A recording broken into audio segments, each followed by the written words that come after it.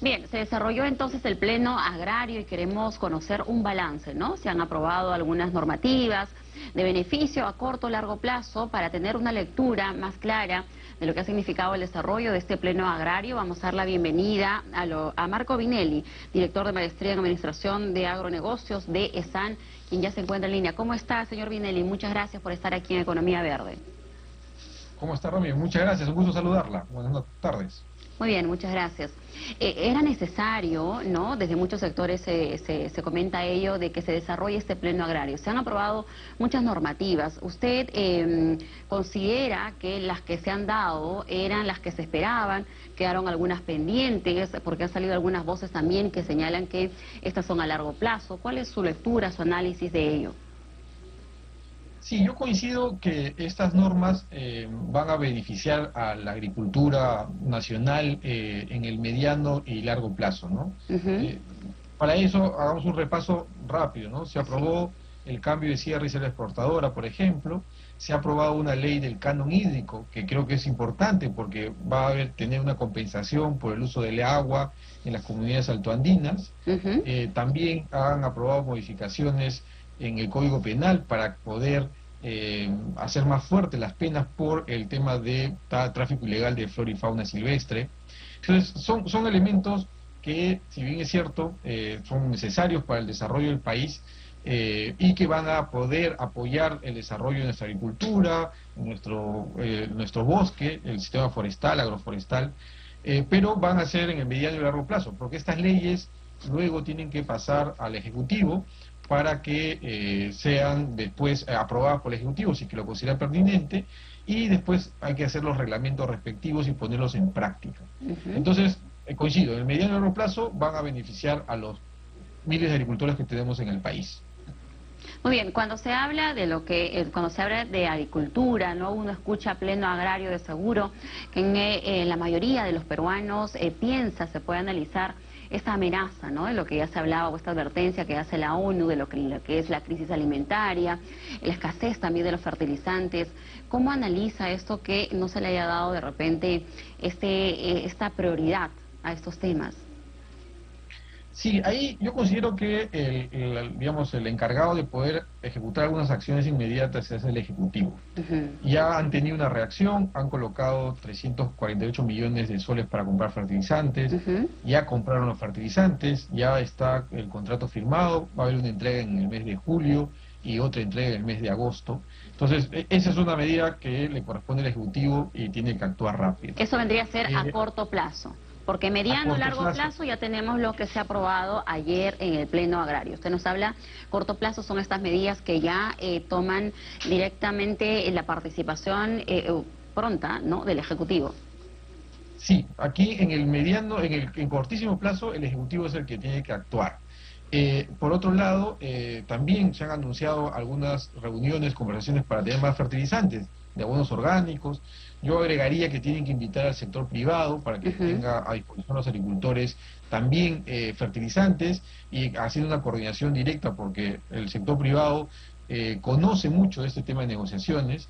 Hay que ver los stocks de fertilizantes que hay en el país y recordarle que la campaña empieza en agosto Sí, de sí, este sí. año y culmina en julio del próximo año. Entonces, estas correcciones lo tiene que hacer digamos, el Ministerio de Agricultura, que hoy día tenemos una nueva gestión, entonces hay que pedirle a la nueva gestión que apure estos trámites para que puedan llegar finalmente los fertilizantes en manos de los agricultores y que estos puedan sembrar y no sufrir un desabastecimiento de alimentos. Ujú. Por otro lado, Sí, sí. también hay que trabajar con las juntas de usuarios.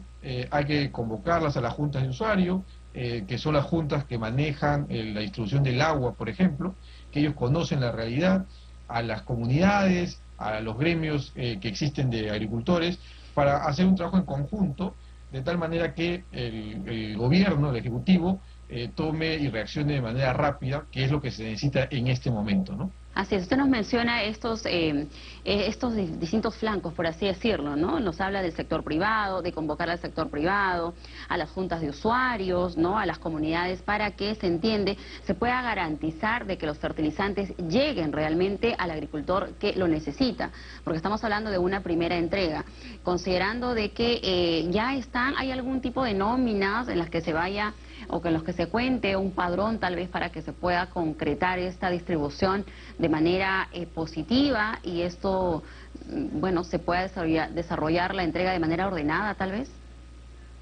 Sí, la norma que aprobó la compra señala que se tiene que hacer con el padrón que tiene el Ministerio de Agricultura. El Ministerio de Agricultura tiene un padrón actualmente. Lo que hay que solicitarle, digamos, es que establezcan y ya anuncien los puntos en donde van a estar los almacenes y a los agricultores al que van a ir a distribuir. Por eso yo creo que es importante trabajar con los gremios y con la junta de usuarios, porque ellos conocen a los usuarios del agua y los usuarios de la tierra. Así es. De tal manera que la acción del ministerio sea tomada, digamos, de manera más rápida y efectiva en esta distribución. Y también la norma señala agricultores entre 1 y 5 hectáreas. O sea, están dadas las especificaciones. Lo que se requiere en este momento, y que todavía la gestión tiene unas semanas para actuar, es que se requiera que anuncien dónde van a estar, cómo van a trabajarlo, para que la distribución sea rápida, transparente y que llegue sobre todo al agricultor que más lo necesita. Por un lado. Claro, básicamente ya sería, disculpe, básicamente sería ya un tema de ordenarnos en un tema de la distribución, ¿no? Porque, y bueno, antes de que usted nos, agregue lo que tenía pendiente, ya en todo caso le consulto, en ese padrón que usted menciona, ¿cuántos agricultores se tienen considerados y si esa primera entrega va a ser suficiente? Entendemos que no, de repente en todo caso, ¿cuánto faltaría para poder cubrir a todos esos pequeños agricultores que están dentro de ese padrón del Midagri? Sí, efectivamente, ahí y a eso quería llegar. Esta compra va a alcanzar entre el 10 y 15% de la superficie agrícola que lo requiere.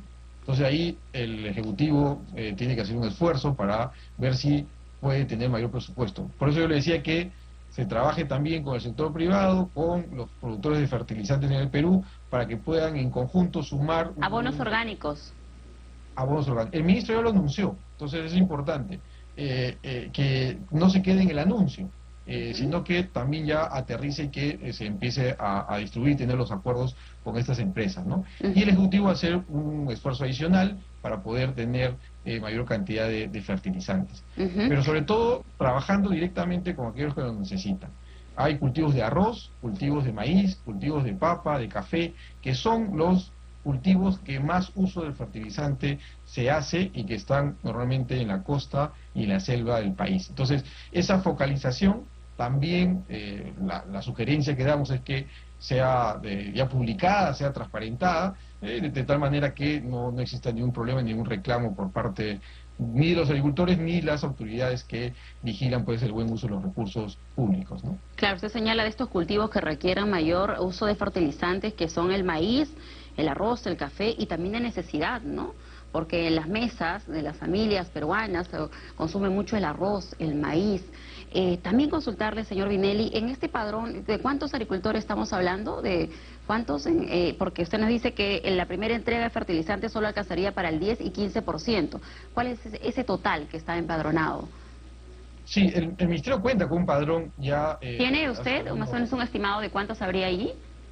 Sí, hace algunos años tiene un padrón más o menos de 1 millón de agricultores y de ellos tienen que cruzar, digamos, la información de quiénes son los que requieren el fertilizante y quiénes están en el rango entre 1 y 5 hectáreas. Haciendo una estimación, más o menos tenemos alrededor de 400.000 agricultores que podrían necesitar entre 1 y 5 hectáreas que podrían necesitar fertilizantes. Entonces, es ahí donde tienen que focalizarse y prepararse para esta logística. Porque, como entenderá, repartir esa cantidad de fertilizantes a 150.000 parcelas o 400.000 agricultores no es una logística fácil, ¿no? Entonces, por eso lo que señalo es que la recomendación va por ese lado, que ya empiecen a transparentar, empiecen a decir dónde están los puntos y empiecen a pedir la colaboración de los que están en el campo, que son estas organizaciones agrarias que conocen muy bien el desarrollo de su agricultura, ¿no? Claro, y que usted ha precisado muy bien, ¿no? Me parece importante esto de la Junta de Usuarios, porque son ellos los que distribuyen el agua y los que conocen directamente en cada zona, ¿no? De la región o de las regiones del país donde están los agricultores, estos que tienen de 1 a 5 hectáreas. Finalmente, señor Vinelli, ¿qué queda pendiente para la agricultura familiar? Que de repente ayer en este pleno agrario no se llegó a tocar del todo. Es una sesión del pleno que esperamos se pueda prontamente también seguir analizando, pero ¿qué cree usted que quedó allí todavía de poder tratar? Sí, la agricultura familiar es, digamos, un segmento, un sector que aporta muchísimo al desarrollo nacional. Nosotros nos alimentamos, el 80% de los alimentos que consumimos vienen de la agricultura familiar. Lo que creo que todavía hay margen y se puede seguir desarrollando, por ejemplo, es en la innovación.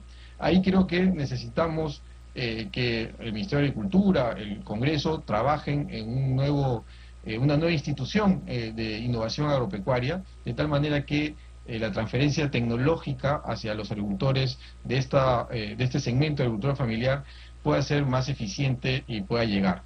También considero que hay que brindarle mayores recursos al Servicio Nacional de Sanidad Agraria para que se pueda modernizar, incorporando tecnologías, personal, etcétera, de tal manera que su trabajo que se realice se vea reforzado y que pueda también llegar a todos los rincones del país con el control de plagas y enfermedades. Entonces, esos elementos podemos poner en la mesa para que puedan ser analizados y que el Ejecutivo evalúe si puedan ser implementados en el corto plazo.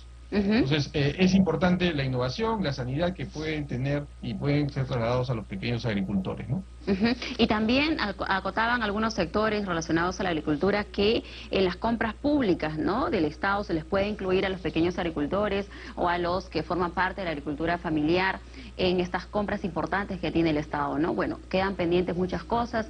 Muchísimas gracias, señor Vinelli, por haber estado con nosotros, hacer ese análisis de lo que ha significado ayer esta sesión del Pleno y lo que queda pendiente en adelante. Muchísimas gracias. Gracias a usted, hasta luego. Muy bien, ha sido entonces Marco Vinelli, director de la Maestría en Administración de Agronegocios de ESAN.